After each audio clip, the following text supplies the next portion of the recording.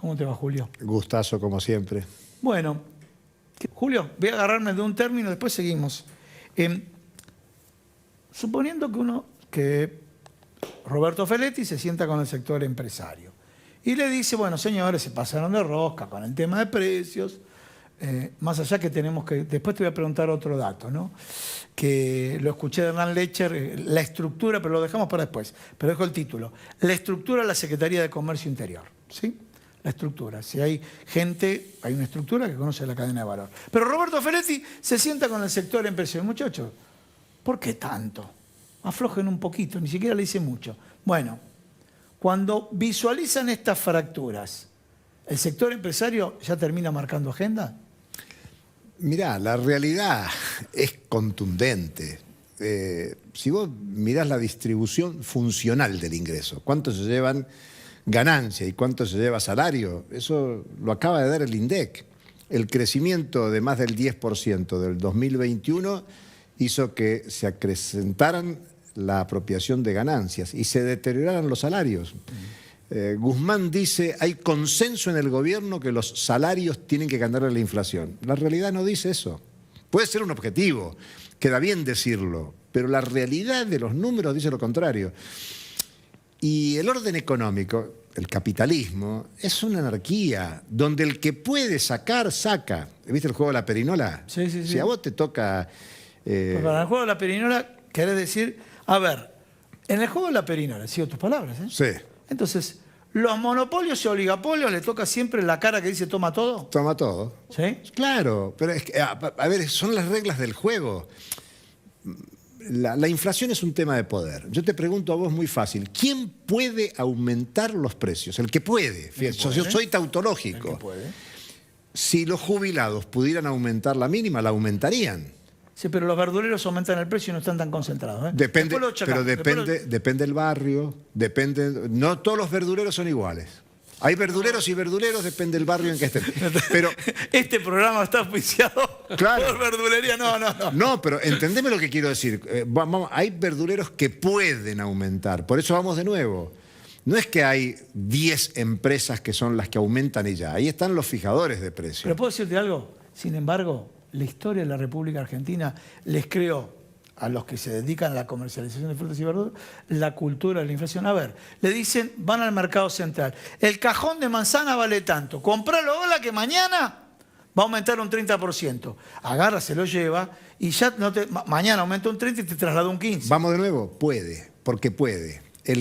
Nosotros que ofrecemos servicios no podemos. No, depende. Hay servicios y servicios. Bueno, ¿no? Los médicos no pueden. Bueno, ¿viste? Pero vos pensás los nutricionistas tampoco, que viene una nutricionista después. Los que están vinculados al sector tecnológico. Sí. Bueno, entonces hay servicios y servicios. Sí, señor, sí. Y depende qué tipo de servicio. Yo te lo digo de nuevo, es muy simple, es el verbo poder. Visto en los grandes agregados macroeconómicos, no podés hablar del individuo que está al frente de una actividad económica, sea un servicio, sea comercial, sea productivo. Pero pueden aumentar los precios aquellos que pueden, que tienen condiciones para hacerlo. Esta semana aumentaron los combustibles. Y no estamos hablando de pequeños verduleros, ¿no? Y por primera vez en mucho tiempo... No empezó YPF. Bien. Empezó la competencia. Empezó la competencia e YPF. Disculpa, Bárbara. Y ahora tenés las tarifas de servicios públicos. Metámonos con combustible, después vamos con servicios públicos. Vamos con combustible. A ver. Yo sé cuál es mi punto de vista, pero sin embargo, como periodista, tengo que plantear todos los puntos de vista, no un solo punto de vista. Entonces voy a lo siguiente. Veo mercados internacionales, me dicen, mejor dicho, vamos a lo que a mí me afecta, y a lo que a vos te afecta, y a ustedes les afecta. Desde enero hasta acá los combustibles aumentaron promedio un 30%. Sin embargo, te dicen que los combustibles a nivel internacional están un 30% por debajo de los valores internacionales. Y tenemos que importar. ¿Sí? Bueno, ya que y a precio internacional que está en alza. Y a precio internacional. Y que va a seguir en alza. Que está en alza. Entonces, primer escenario que nos metemos con los combustibles. Después seguimos con otros servicios. Yo te lo diría muy simple. Sí. En materia de combustibles te muestra el fracaso de una política que empezó en los 90 con la privatización de YPF. Es increíble que la Argentina siga todavía apostando a la privatización de hidrocarburos. Es más, preguntate... Pero tu punto de vista es que el 100% tiene que estar en manos del Estado. Totalmente. No hay ninguna explicación para que esté en el sector privado. Te diría, lo mismo pasa con la banca. ¿Qué necesidad tenés vos de tener? Pero vamos a los No, combustibles. pero es que son sectores estratégicos de la economía. Ya lo sé, Sobre pero todo, para no confundir a la gente. Combustible. perfecto, sector energético tiene que estar en manos públicas. Y te diría, no en el sentido público tradicional anterior, sino con participación de la sociedad, de los usuarios, del sector empresario, del sector sindical, del conjunto para discutir incluso energía para qué la Argentina.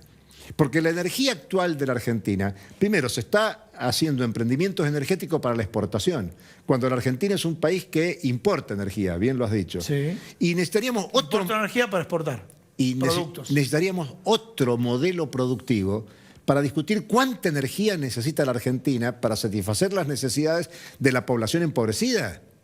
Es una vergüenza que la Argentina tenga casi 40% de pobres según la estadística oficial. Y eso tiene que ver con la forma de organización económica de la sociedad. Y la energía es fundamental. Pero sin embargo, la producción agraria mundial daría para alimentar a 12.000 millones de personas. Lo que ocurre pero es que creo que se regala la idea internacional. Pero quiero complementarte esto porque ese excedente de producción se utiliza para energía. Entonces, producción que debería servir para alimentar a ingleses, africanos, latinoamericanos, se utiliza para sustitutos de la energía hidrocarburífera. Hay todo un debate que me parece que hay un sentido común que repite que la Argentina está preparada para dar de comer a 400 millones de personas y yo creo que no es así. No tenemos ni la industria. Yo creo que es más matizado porque te concentras mucho la pregunta en el gobierno. Sí. Y no te concentras en la oposición, Bueno. Que es muy parecida. Eso sí, pero estamos hablando de quién gobierna ahora. No. Pero a ver, el votante argentino y el no votante dice, bueno, los muchachos que están ahora, el gobierno. Pero ¿sabes por qué? Porque hay un desconcierto en el mundo. Sí. Yo vuelvo de nuevo a la cuestión global. Sí, Vos pensás que Estados Unidos ha lanzado una cadena de sanciones hacia Rusia y vos te ponés a mirar y ¿cuál es el impacto que está teniendo en concreto? Bueno, se ha fortalecido la alianza Rusia-China. Sí. Europa es el gran perdedor en precios internacionales de los alimentos, de la energía. Sí. Estados Unidos pretende ganar porque quiere ser proveedor energético de Europa. Rusia al principio tuvo una devaluación del rublo muy grande, en muy poquitos días. Dio vuelta a la torta y hay un desorden monetario, productivo, general. Entonces yo creo que hoy en el gobierno, ¿por qué aparecen estos discursos? ¿Por qué aparecen dos discursos? Y en la oposición también. Porque no se sabe. Bien. Hay un nivel de incertidumbre tan grande. Te tomo el mundo de incertidumbre. Y fíjate lo que le contesta Guzmán a Cristina. Lo de ustedes fue inconsistente. Le está diciendo que fue inconsistente en el 2015. Sí. En los 3 gobiernos aquí hubo inconsistencia. Y por eso vamos a continuar haciendo lo que estamos haciendo. Porque es una apuesta que tiene, el ministro habla de tranquilizar la economía. Muy difícil tranquilizar con 60% de inflación. Sí, obvio. Pero hay una lectura del momento que creo que hay lecturas de lo que acontece en el mundo y cómo impacta en la Argentina que lleva a estrategias políticas diferenciadas en el gobierno y en la oposición.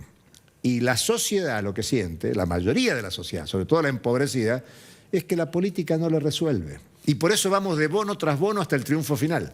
Bueno, ahí tenés un escenario de incertidumbre, porque dijiste bien, la pandemia nadie sabía cómo manejarla.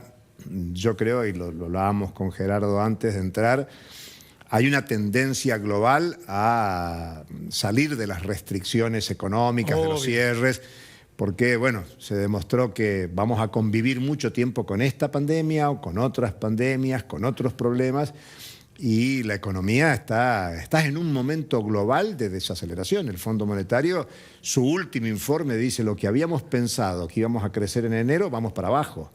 La perspectiva global es para abajo. No hay certidumbre de fin de la guerra, no hay certidumbre de fin de la pandemia, no hay certidumbre sobre el proceso productivo global. Y esto que plantea Gerardo del bimonetarismo se hace más complejo todavía porque el dólar no está como moneda hegemónica que sigue siendo en el sistema mundial en su mejor momento. Entonces eso le genera a países como Argentina, dependientes del mercado global, con un superávit comercial anual de 15.000 millones de dólares que este año se puede acrecentar, y si vos lo escuchás a Fernández en su gira europea ahora, lo que está haciendo es vendiendo, tratar de vender más para que haya más superávit comercial. Pero ese superávit comercial no termina en el Banco Central. ¿Por qué? Porque hay liberalización y, por ejemplo, un privado va al Banco Central y dice: tengo que pagar una deuda que tengo en el exterior con su casa matriz o con otro, y retira el Banco Central, se los da al tipo de cambio oficial. El pago de deuda privada es lo que ha hecho reducir, que no haya apropiación del excedente comercial generado en los últimos 2 años. Ah, El principal elemento es el pago de deuda privada. Y normalmente, anécdota. Y normalmente, pero es que la deuda sea genuina, Sí. sea real.